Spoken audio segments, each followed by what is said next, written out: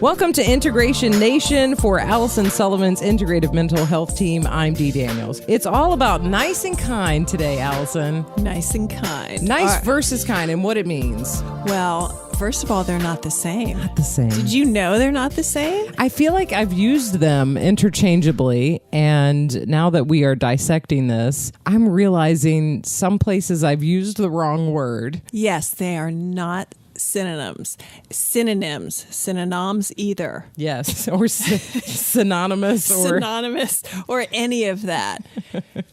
They really aren't. They mean different things, and we're sort of going to dissect this nice versus kind and how we play into that sometimes, and then also maybe some ways that we've grown up been socialized a certain way. I think it's going to be really educational. Yes, and here's why I think this is important.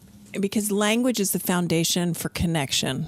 And so we need to get clear on what these words are and how we use them and what the impact of that is. Because these words in particular, I think, really attach to people's labels of themselves, labels of, that they use with other people, and really can sometimes form a foundation of what people are going to do in the realm of self-advocacy and conflict resolution and all of that kind of stuff based on how they're conceptualizing nice and kind. So what is the difference? What is the actual definition of nice and kind? Okay, so I actually looked it up to get the actual dictionary definition. And what the dictionary says the definition of nice is pleasant and agreeable. And as soon as I read that, I was like, oh my gosh, we are totally on to something, because this is what the dictionary definition of kind is. This is going to blow you away. Generous, helpful, and caring about other people. And then I scrolled down and there was nothing in either definition that listed the other word as a synonym. So, I really want to say that again, because I hear people in my office all the time using nice and kind interchangeably, especially women, which I'll get back to in a minute. The definition of nice is pleasant and agreeable. So there's so much there, because just when I read agreeable, that boxes people in tremendously. Yes. If what they have to say isn't agreeable with what the majority opinion in the room is. That's a big deal. That's a huge deal. And so different from the actual definition of kind. Yes, because and when I read kind, I'm always focused, on what my thinking is as well as how my body feels. And so when I read the definition of kind, I felt my chest open up. I kind of relaxed my shoulders a little bit. I definitely felt more relaxed, because I think many people want to be helpful and they want to demonstrate that they care about themselves and other people in a generous way. Right. And you know what? Sometimes that is in opposition to niceness, because sometimes to be generous and truly helpful, we can't be agreeable. That's so true. Yeah. And if you want to add into that, how women in particular, I think all people to some extent, but let's start with women, they're really socialized to be nice. I know, many people that are listening are going to resonate with at least one of these things. Be nice. That's not nice. That's not what nice girls do. Yes, that's not what nice girls do. I feel like I heard that so much growing up. Yes. Okay, well, that's not nice. Yes. Be a nice girl. Yes. Just be nice. Yes. Phrases that we can pull out from our childhood. So, dun, dun, dun. I feel like that's a whole book waiting to happen. Really, that, you heard so much, and that you hear on a loop somewhere. Yes, and let's have some real talk about what that actually means. I know what it meant in my case. What it meant in my case was, if what you're about to say or do is in disagreement with what's happening, then don't say it. For me, in my case, it meant, if I'm being super honest, it meant if you're not agreeing with the adults in the room, yeah, then it's not right. Your thoughts and feelings aren't right. And the adults in the room, when you're a child, are the authorities. Yes. And sometimes the adults in the room were wrong. And Yes. and I never had anyone say sometimes the adults in the room will be wrong, and they are not always the authority. Don't you wish we could make that a bumper sticker? Yes, I do. And sometimes, we should. yes, let's Trademark do it. for Integration Nation, by the way. We just made that a bumper. Don't anyone steal that. Sometimes the adults in the room are wrong. Yeah. And so for me, being nice meant agreeing with all of the adults in the room. When actually being kind would be to say what was on your mind and on your heart, because that's what would be generally helpful for everyone in that scenario. Mm-hmm. But it would be disagreeable. Yes. Yes. And so really the empowering piece, I feel like, in the nice and kind, there's so much that now that we're dissecting it, but the empowering piece is to own your feelings. Sometimes that might be disagreeable. Yes. And so then that opens up the whole can of worms about identity issues. And this is where all people are impacted. So if you view yourself as a nice person, I'm a nice person, I'm a nice guy, I'm a nice woman, and that's the label you attach to yourself, then anything that you're thinking about doing or saying that isn't agreeable, you're not going to be able to claim. So then that creates all kinds of opportunities for compartmentalizing, because then if you still want to do it, but it's not agreeable, then you have to split it off from yourself in some way. And once we start doing that as people, then disconnection just takes on a life of its own. You have heard many people use these words sitting in here speaking to you and saying, today even. Right. And using it incorrectly. Yes. I think the education piece, as we learn what those words actually mean, it actually changes our course of reaction. It could change our course of reaction in a very positive way. Yeah, absolutely. Because, it's not like I'm advocating that people be rude and abrasive and aggressive when they have something to say that maybe isn't pleasant or agreeable. There's a civil way to say that. There's a kind way to frame that. And it's important to understand that just because you're disagreeing or you're saying something that is unpopular or uncomfortable, it doesn't mean that you're being rude. And even more importantly, you're not responsible for how everyone else in the room feels about it. Yes.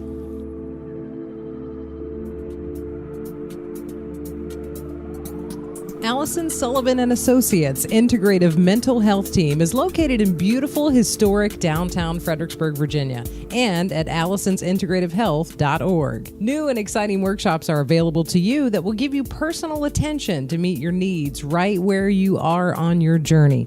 Sign up for our newsletter to be the first to know when registration opens for workshops like Aromatherapy 101. Here's how you can discover to use aromatherapy to support your health. Did you know that a blend of frankincense, peppermint, and lemongrass supports wisdom, optimism, and it will help you release unhealthy attachments? This is where you can learn how to support your mental, emotional, and physical health with the Essential Oils workshops available to you monthly for no charge. Come meet the team. Schedule your session today for psychotherapy, hypnotherapy, yoga, and massage, and begin restoring yourself in mind, body, and spirit. If you'd like to call, the number is 540-907-0991 and online at AllisonsIntegrativeHealth.org. As Allison always says, self-care will save your life. Let go and lean in. How do we become aware that we're doing it, that we're falling in a trap of not using these words correctly and not sometimes I think we're not aware because, we're on autopilot sometimes. That's just how it is. Yes. So that's, I think, the first step in how to become aware is to just claim that we're on autopilot a lot of the times. Because when we're on autopilot, we can't really reflect or monitor or get curious about what we're saying and doing and the why of that. I was just talking to my oldest child about this today when we were talking about this podcast, and they were saying, a lot of times topics like this will focus on solutions, but not on how to figure out when you're doing this stuff. Like, what's the cue to ourselves? What's the cue? Yeah. So I don't know that there's a simple answer to that. I think it does relate to an integrative approach in that it has to do with mindfulness. It has to do with, okay, so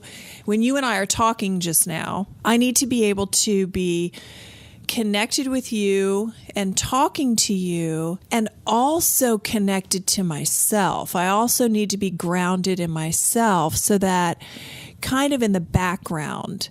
So you and I and what we're doing is in the foreground, and then I'm connected to myself in the background, like a supporting character, if you will. Mm-hmm.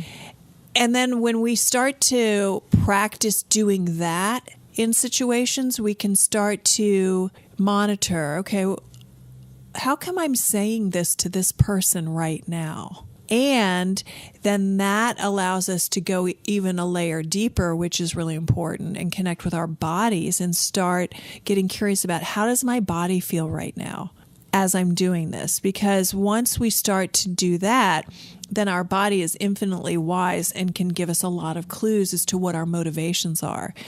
And then once we do that and we start to say, okay, well, my body feels really tense. Actually, I'm a little sweaty. I'm thinking that means I'm nervous. If I'm nervous, it might be that I'm just trying to be agreeable or be nice in this situation when really that's not how I feel. So let me just retreat from this for a minute and figure this out. Wow, that's so good. And I'm sort of picturing how we can do that. You and I having a conversation, we need to be locked into that. What I'm saying, I'm listening, but also in the background to be an observer. Yes. We call it in my business, one school of thought calls that the observing ego. Okay. I've heard that. Yes. Okay. Yes. And I feel like I'm not sure that I knew how to do that until you laid it out like that. Being connected here in what we're doing, but also observing what we're doing. Yes. What we're doing and how it's feeling in our body. And yes. That observation, really important. Yes. And it's kind of like, so it's really hard for me to find what I really think is accurate language around this. And the thing that just came into my mind was when I'm on my paddleboard and there's a current on the body of water that I'm on, there are times that I have to be really putting a lot of effort and energy in stabilizing and paddling. And there are other times when, because of the current, because of where I am, I don't have to be as much. And when I don't have to be as much, I have more bandwidth, if you will, to look around and connect with other parts of the experience. It's the same thing when we're in experiences with other people. Whether we're aware of it or not, our attention is fluid in that way. There are times when we're giving more to one aspect and less to another aspect. And it's just really about becoming more explicitly aware of that fluidity that's already there. We're talking about nice versus kind and how we can be more aware of that process. One of the phrases that I've heard you use is how being nice can lead to emotional stunting. What does that mean? So let's go back to the definition as pleasant and agreeable.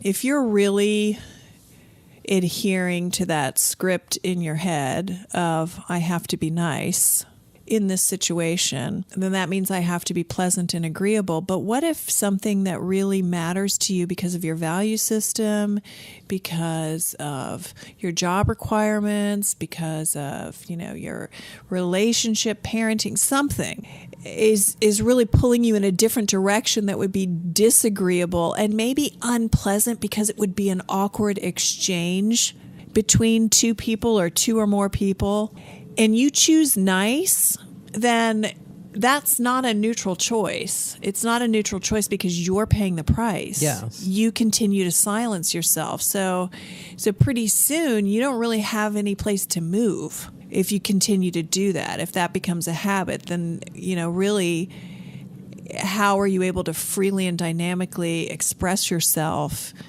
in situations? You're not, because you're just adhering to, I have to be nice. That's the rule. You're in that realm also taking ownership of other people's feelings and the outcome of the situation. You're taking ownership of something that you shouldn't be taking ownership of. It's a setup for complete and total failure and disconnection and discontent. And those are the kinds of things that over time become contributors to mood situations, like depression, most notably, or anxiety, because it's all backwards. Because number one, you're working on an equation that says, I can't say what I really think and feel if it's not pleasant or not agreeable, even if I'm polite.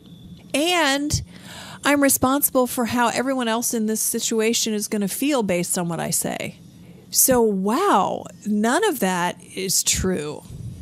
We do that so much. We take that on so much. We take on other people's stuff so much. And then if we do the flip side of that, then we're expecting other people to do things to make us feel a certain way. Yes. Then it's a lose-lose proposition, because really we are responsible for our feelings and other people are responsible for their own feelings. So the way I set this up in sessions a lot of times is, I'm not going to use the exact language I use, but I draw a really stark contrast. So if I were to look at you and I were just to say, you know what, Dee, I think you're a blah, blah, blah, blah, blah, blah, and just use a bunch of super abusive, degrading, cursing words about who you are, and you felt bad, you got upset and you felt bad, then I've got some ownership in that. Right. If I say to you, Dee, I disagree on your approach for this, because I think that if we want to factor in all of the aspects of our goal, then we might want to look in going into this direction instead of the direction you're suggesting. That's disagreeable, but kind. And kind because it's generous, it's helpful, it's caring about everything we're doing. Right. But it's not agreeable. And it, I don't think it's unpleasant, but people might construe it that way. Then I don't have any ownership in if you feel bad about that. Yes. So I draw a really stark contrast between the two to help people start to understand that when we're saying things that may be uncomfortable, we have no ownership in how the other people feel. And, so true. And that's about motive. But if I'm going to just attack you, then I do have a piece of that pain. I know during mindfulness and being more aware in the workshops that we do here, it seems we're practicing how to do this a little more, because it is a practice, really. It is a practice. It's not something you're going to flip a switch and you're going to be good at that. No, and I think practice gets a bad rap, because what people don't focus on with practice that I think is the coolest thing about practice is that the theory is it gets easier and you get better over time. And that really is the case. The more you practice that kind of co-awareness that we were talking about earlier, the more automatic. Great term to call that too. I may have just made that up. Also on a bumper sticker, I feel like. Trademark. Integration Nation. Trademark ×2. Thank you. It gets easier and it becomes the default. And then you're not really thinking so much in a clunky way of, why am I doing this? Am I sure I believe this? It's just kind of a more automatic, easy thing to do, which then allows you to redirect mid-course. Then that allows, so sometimes I'll find myself midstream saying, you know what, wait a minute. let me rethink this because I'm not sure about why I'm saying this. And that's a really underutilized tool for people. It's really okay for you to stop yourself and say, wait a minute, I'm going to rethink this. I'm not sure how I feel about this. Give me a minute. Yeah. I'm not sure what I want to say. I need some time. The practice that you were talking about is very interesting because I don't think that scenario, that very contrasting scenario that you set up about, I could say some very mean things, how that comes across and your feelings about that. I have some ownership in that. I could say some just direct things and in a kind way. I don't have ownership over your feelings regarding that. That whole scenario and learning that takes practice and that takes awareness. And reinforcement. Yes. And, I'm not sure our culture, especially with women, is really reinforcing about that.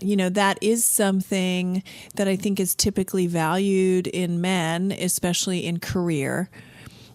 Cis men, in particular, cisgendered men, not so much with women. Yeah. Women get labeled pejoratively more often when they're that way. So true. So very true. And we all know, I don't even need to say it, but we all know that's the B label. That's what comes to mind when somebody's direct and so many clear. labels, yes. Then that's what the label is. It's the B label. It's the you're not being kind. You're being disagreeable. You are being too direct. There are so many labels that I feel like come along with that, especially for women. Which to me, where I am right now in my life, that tells me that this is even more important to talk about. Because when there's a lot of energy, just squelch something like that, there's something there. If it wasn't a big deal, then why are so many people upset when people are speaking their mind? Yes, true. And I think it's because there's power in that. There's real power when somebody is clear and open and engaged in discourse that may include disagreement with manners. There's a lot of power there. Around my office, I've been known as the no person. I say no to things that I feel like devalue my talent or my work or my goals or things that I'm striving for next. And I kind of like that because I have learned some really valuable lessons around what my boundaries are regarding what my value is and how I can be direct yet very kind in that process. I think directness is actually kind. Clearness, I think actually Brene Brown says this, clear is kind, unclear is unkind. Yeah, that's a really good way to put it. And sometimes being direct, like you were just describing, if you're a woman, gets labeled as mean. Oh, you're being mean. I'm just being clear. Just being direct, not being mean. Yeah. The difference, it's not like guys don't face problems because I think there's a whole different set of problems that have come along typically with guys. Yeah, and that we could even subdivide that as to whether you're a cisgender male or not. There's all kinds of issues that go along with this too. For them, I will say, typically in my work, how this shows up with people who identify as male is in relationships, in romantic relationships. Maybe not so much professional relationships, but romantic relationships. Especially if they have a lot built up around, I'm a nice guy, and what does that mean? And that could be taken as a bad thing. Yes, you're absolutely right. Well, let's just think about what comes to mind. I'll tell you what comes to mind when you just said that for me. The first thing that popped in my mind that society says is nice guys finish last. Right? Yeah, so it seems like maybe nice for men gets them either way. Right. How can we have a better conversation about this in our relationships, in our professional, in our professional fields too? How can we incorporate this in a way that it's not so divisive between men and women and between, coworkers, and how can we be more mindful to take this in a direction where we can take those labels down? I'm not being mean because I'm being direct, and I am being kind because I'm being direct. I think what you just did. I mean, I think for me, what I encourage clients to do and what I try to do in my own life is to educate people in kind of a chill way. Not because, if you come off as like, well, actually, did you know, no one wants to, no one listens to that, and no one wants to be around that. Yeah. That's just not fun. That's not kind or nice. Right. That's neither. But, maybe saying, hey, guess what? Someone told me the other day that I've been thinking about. The actual definition of kind is generous and helpful and caring. And I think I've been confusing kind and nice. That's a really open, approachable way to start to address this in situations. Professional situations, maybe it needs to be a little different. Maybe it needs to be more along the lines of what you just did. Once you become clear on what you're doing, like we talked about, am I being nice? If so, why? Am I being kind? How do I know that I'm being kind? If I'm being direct, what's happening? Priming people that you're talking to. Hey, just so we're all on the same page, I'm not trying to be mean. I'm trying to be helpful by being clear and direct, because I think that's actually kind. That clarifies intent. And so, there's not much more that I can think of that we could do in any situation to educate people and to open people up to other possibilities than to be really clear about intent in that way. Because that's a really non-threatening way. If someone said that to me, I would listen even more, because I would feel engaged, like I was getting ready to learn something. Exactly. And really, I think we could be more of a fan of having these open-ended conversations, not just in our intimate relationships and our friendships, but also in the workplace, having an open-ended conversation that says, actually, how could we communicate better with each other? Maybe you just have that one-on-one with a coworker instead of like in a big meeting setting, but actually, how could we so that we would reach our goals faster and better and grow more as a business? Yes. What a great way to do that. Which is nice and kind. Yes. Nice and kind. And, I think the more, too, that people engage with themselves just on a daily basis of, how was I talking to that person? And what was that about? In an open, agreeable way, like you just described you would do with a colleague. When we can do that with ourselves, then we can start to kind of map out where we're on autopilot and what the impact of that is. And that's where it all starts, because when we take responsibility for what we're bringing to a situation, then that's the best way to reinforce what we know to be true, that everybody's responsible for their own energy. And that's going to help us to be braver in these situations that are scary for us. When we practice responsibility for our own energy, for the language that we're using, for the intent that we have, over time we start to understand and believe that other people are just as responsible because we're practicing that. Nice versus kind, we're definitely putting it on a bumper sticker, I feel like, before the end of the year. Yes, and if I'm at a fork in the road and one path is nice and one path is kind, I don't care what the situation is. If I have to pick one, I'm picking kind. Yes. The website, the workshops, the newsletter, really good stuff here, and it's all very integrative. Yes, and people can connect with every single thing we're doing, whether it's a workshop, whether it's a new episode of the podcast, whether it's an article, community service, whatever it is, just a helpful tidbit, by subscribing to our news and events newsletter. And people can do that by clicking on our website, AllisonsIntegrativeHealth.org.